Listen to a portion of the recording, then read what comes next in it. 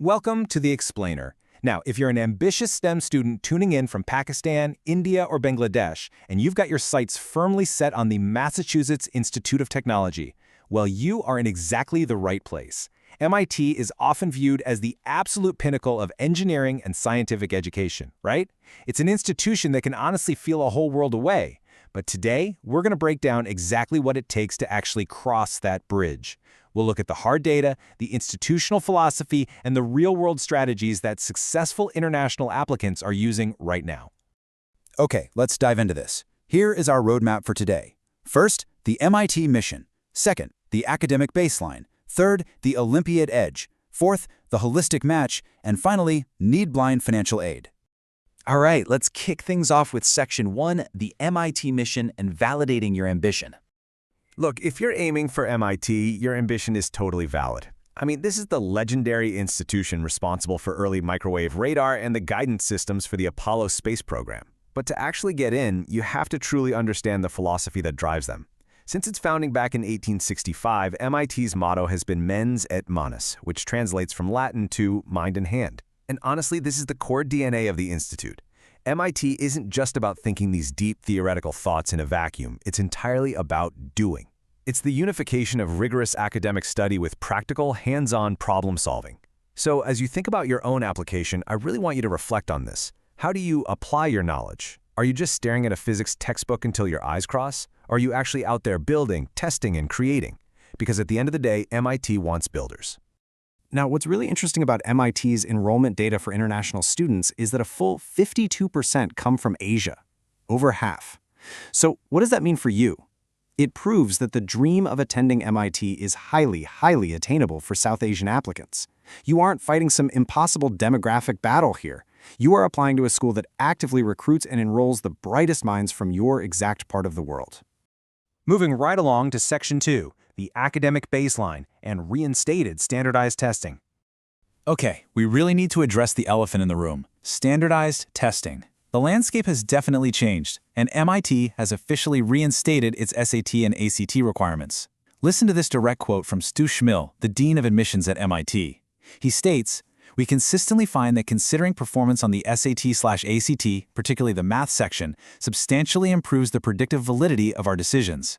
Why is this absolutely crucial? Well, because at MIT, every single student, totally regardless of their major, has to pass the General Institute Requirements, or GIRs.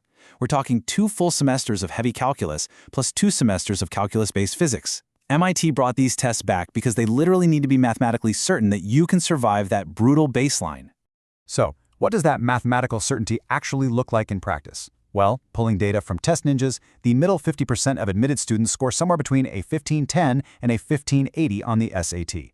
And on the math section specifically, the range is a staggering 780 to 800. For the ACT, the composite range is 34 to 36. Now, I'm delivering these numbers to you impartially, just to set the baseline. It's brutal, but it's realistic. If you're an applicant from India, Pakistan, or Bangladesh, you really should be aiming to hit these exact numbers to confirm your academic readiness. Let's move to Section 3, the Olympiad edge, and how you can go about standing out globally. Here's the thing. Having a 1550 SAT, that only puts you at the starting line. It definitely doesn't guarantee you'll get admitted. To actually stand out globally from a massive pack of perfect test scores, you need an extracurricular profile that translates across borders. And the absolute gold standard for this is the International Science Olympiads.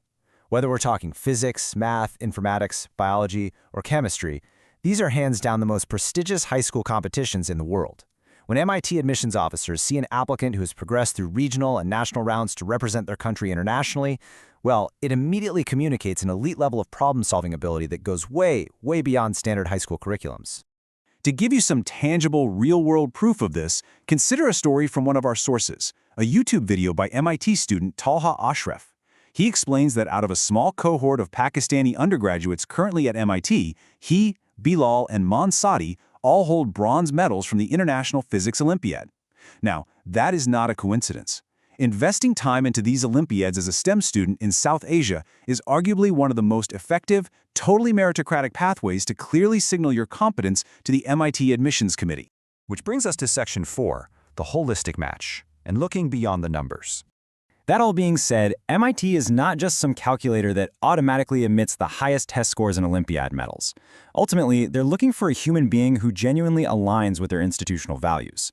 You know that idea of traditional academic perfection, just burying yourself under a mountain of textbooks and studying endlessly in your room to get a 4.0 GPA? That is actually not the ideal MIT match. The real MIT match involves demonstrating initiative, showing hands-on creativity, and frankly, being willing to take risks and fail. They actively seek trailblazers who care about their communities. And interestingly enough, they also highly value your ability to balance hard work with downtime. MIT's application even has a specific essay asking what you do simply for the pleasure of it. They want intense, curious students, sure, but they also want well-rounded people who know how to recharge their batteries. Finally, we reach Section 5, Need-Blind Financial Aid, and making the dream affordable. Now we arrive at perhaps the most relieving part of this entire explainer. We really need to completely dispel the myth that MIT is entirely out of reach financially for international families. Let's acknowledge the reality first: $57,590. That is the deeply intimidating sticker price of MIT's annual tuition, and that doesn't even include housing, meals, or books. For the vast majority of international families, especially in South Asia, this number represents a massive, completely valid financial fear. It's honestly enough to make many incredibly talented students not even bother applying. But then there's the other reality: $0. Starting in the fall of 2025, families earning under $200,000 annually will attend MIT completely tuition-free. And families earning under $100,000? They pay absolutely nothing at all for their students' undergraduate education. No tuition, no housing, no food costs. That is the actual out-of-pocket reality for lower and middle-income families who manage to gain admission. So how on earth do they pull this off? It all comes down to their staggering financial growth over the last 10 years. MIT's net assets and endowment have reached over $27 billion. It's this massive, continually growing financial war chest that makes this incredible, truly unmatched generosity possible. It ensures that they can fund the brightest minds on Earth, completely regardless of their citizenship. So the crucial point you need to take away is this: MIT is truly need-blind for international students. They are one of the very few U.S. universities that explicitly promises this. Being need-blind means the admissions officers deciding whether you get in literally do not see your financial situation.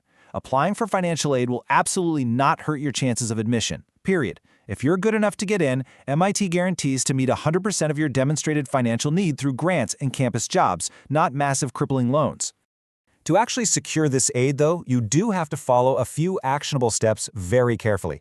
Step 1. You must submit the CSS profile online. International students do not use the US FAFSA system. Step 2. You have to provide translated documentation of your parents' income and taxes, which usually goes through the College Board's IDOC system. And Step 3, and this is vital, you must apply for aid as an entering student on time. You can't just apply saying you don't need aid to try and boost your chances and then change your mind after you're admitted. It doesn't work that way. Plan early and follow those deadlines strictly. Well, we've covered the mission, the testing reality, the power of Olympiads, finding that holistic fit, and the incredible financial aid that's available. The path is challenging, it's highly rigorous, and yeah, it's extremely competitive, but it's clear and it is absolutely possible. So I'll leave you with this final thought. Are you ready to embrace the mind and hand philosophy and begin your journey to MIT? Thank you so much for joining me for this explainer. Keep learning, keep building, and I will see you next time.